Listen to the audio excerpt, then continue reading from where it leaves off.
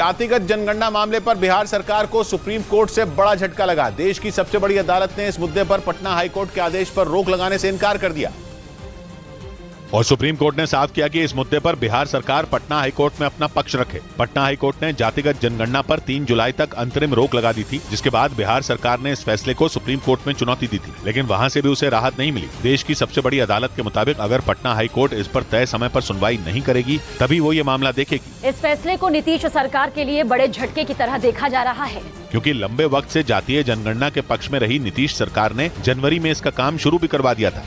उधर महाराष्ट्र के पुणे से दिल दहला देने वाला एक वीडियो सामने आया, जिसमें एक तेंदुए ने एक कुत्ते पर हमला कर दिया। ये घटना 15 मई की है, जिसका वीडियो अब सामने आया और सामने आए इस वीडियो में दिखा कि वो तेंदुआ दबे पांव आया और सो रहे कुत्ते को मुंह में दबोचकर वहां से फरार हो गया। जिस वक्त तेंदुए ने हमला किया उस समय कुत्ते का मालिक वहीं पास में सो रहा था, लेकिन उसे तेंदुए के आने का पता ही नहीं चला। अपने कुत्ते की चीख सुनकर उसकी नींद जब खुली तब तक तेंदुआ अपने शिकार को लेकर भाग चुका था। गनीमत यह रही कि तेंदुए ने उस पर हमला नहीं किया, क्योंकि अगर ऐसा होता तो वो नींद में होने की वजह से अपना बचाव नहीं कर पाता। इस बीच दक्षिण अमेरिकी देश अर्जेंटीना की राजधानी ब्यूनस आयर्स में बेरोजगारी और बढ़ती महंगाई के खिलाफ हजारों लोग सड़कों पर उतर आए। वहां के लोगों का आरोप है कि सरकार बढ़ती बेरोजगारी और महंगाई को रोकने में नाकाम साबित हुई। और इसी मुद्दे पर सबसे बड़ा प्रदर्शन ब्यूनस आयर्स में हुआ, जहां लोगों का सैलाब उमड़ पड़ा और प्रदर्शनकारियों ने सड़कों को पूरी तरह से जैम कर दिया।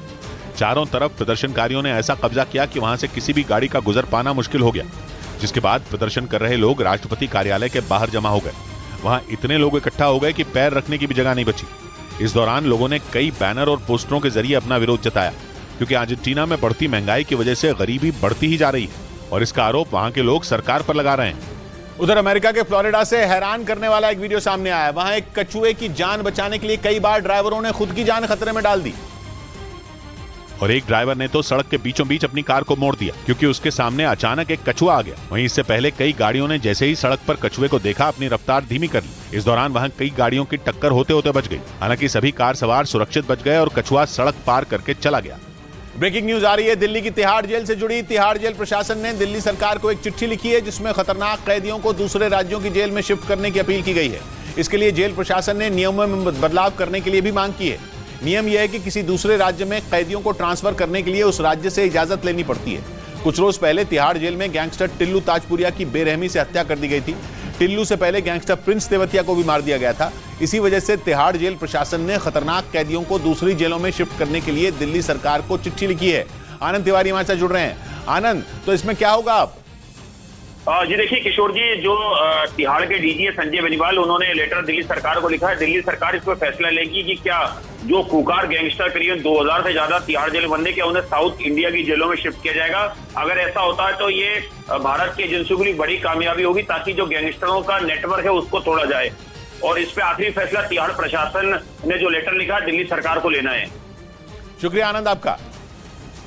इधर जम्मू कश्मीर के कुपवाड़ा में एक घर में भीषण आग लगने से हड़कंप मच गया, जिसके बाद सेना ने घर में फंसे लोगों को सुरक्षित बाहर निकाला, क्योंकि मकान में लगी आग तेजी से भड़कती जा रही थी। भीषण आग के तांडव मचाने का जो वीडियो सामने आया उसमें पूरा मकान लपटों के बीच घिरा नजर आया। चारों तरफ सिर्फ ऊंची ऊंची लपटों का ही कब्जा दिखाई दिया, जिसे देखकर ऐसा लगा मानो वहां कोई ज्वालामुखी फट गया हो। थोड़ी ही देर में आग की लपटों ने आसपास के घरों को भी अपनी चपेट में ले लिया, जिससे घर में रह रहे लोग वहीं फंस गए। तभी घर के बाहर मौजूद लोगों ने सेना और दमकल विभाग को इसकी जानकारी दी, जिसके बाद सेना ने घर में फंसे लोगों को सुरक्षित बाहर निकाला। वहीं आग बुझाने में दमकल कर्मियों को एड़ी चोटी का जोर लगाना पड़ा।